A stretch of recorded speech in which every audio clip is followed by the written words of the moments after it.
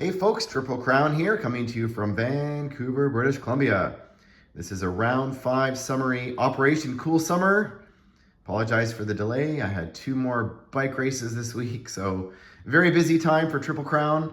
But that does not mean this game has not been exciting and full of cool twists, trying some new things. We'll get into what happened this round. Well, over here in FEC, the FEC is playing ping pong with the Japanese for the territory of Burma, as the Japanese have completely wiped out the CCP and have cornered the KMT and the southeast corner of Xikang.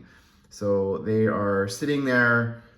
The KMT made $2 last turn. They abandoned their only territory in Qinghai that was worth any money at all. This territory here is completely abandoned for a walk-in. And they currently have 4 infantry at AAA and their fighter left. The Japanese have some decisions to make because they have 5 veterans, an Urumqi, 2 airborne, and a light tank. Not much in reserve, and the Russians have reinforced Novosibirsk. I believe there's about 11 infantry there. So, you know, did the Japanese take a swing at Novosibirsk and wipe out the major factory there, which would hurt the Russians? That territory is also worth 3. Don't know if they have enough to take it yet, but they are almost in complete control of all of the KMT and CCP territories. The Japanese also declared war on the Americans last turn. The Americans, their economy, or their need to build their wartime economy up to 80, they had 76. So the Japanese declared their surprise attack on the Philippines and they took it with ease. So America is now at war. The Japanese, they are basically not really opposed here in the South Pacific as they now gobble up the Money Islands. I think their economy now is just over 90 IPP. So, you know, pretty substantial. The Japanese also built 2 fully loaded carriers as they now recognize the need to have a second navy. One navy to face off and square and keep the Americans at bay, and the second navy to protect their holdings here in the South Pacific as they fend off the Anzac/British Navy and maybe the Navy over here in the Mediterranean, the British Navy, should it come assist. So some decisions to make. The Anzac built 2 escort carriers last turn. The British built a fighter here. This is a Spitfire, so it defends and attacks at a 7. So not sort of a sizable navy here forming. So the Japanese definitely are going to have to continue to build ground units here in Asia and also build naval units.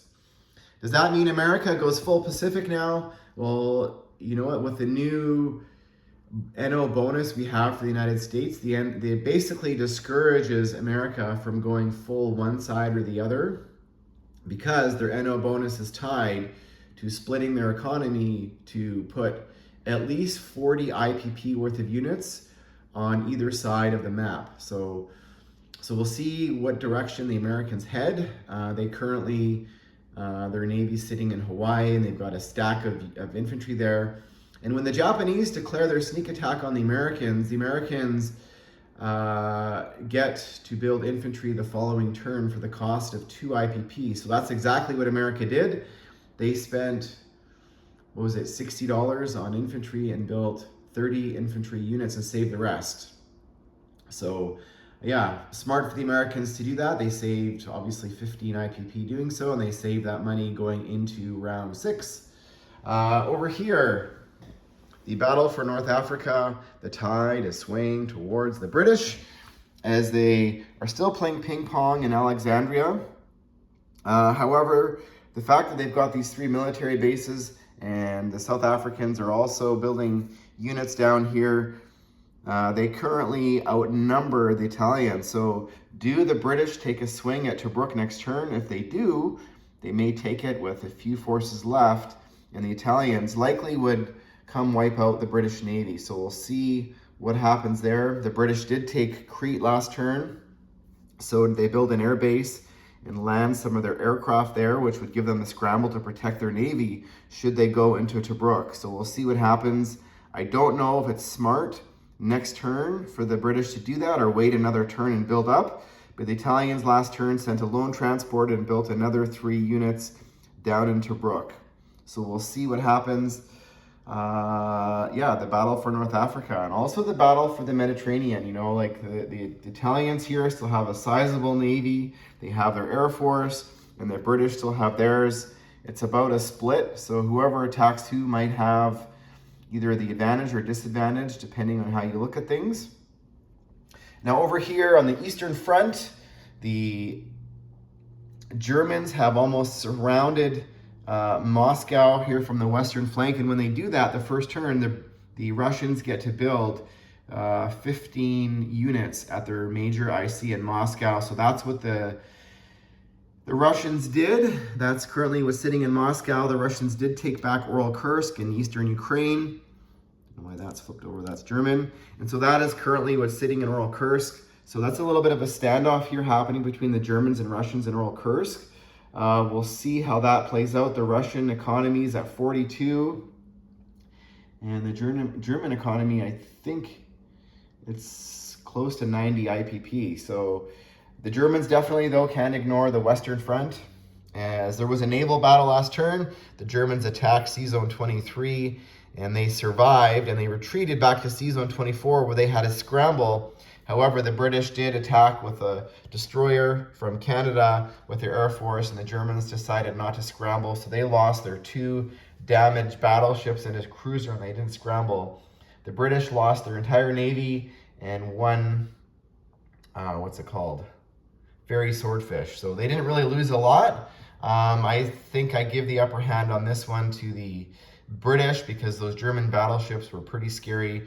The Germans still have 3 submarines on the map. The Canadians and the British did build 2 destroyers last turn, but now America is in the fight.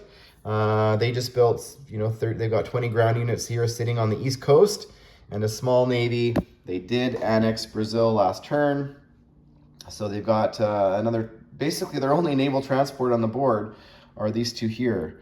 So yeah, do the Americans, what do they do with this navy? Do they go take Rio de Oro? Do they go reinforce Gibraltar, or do they just send those transports back home to the east coast of America?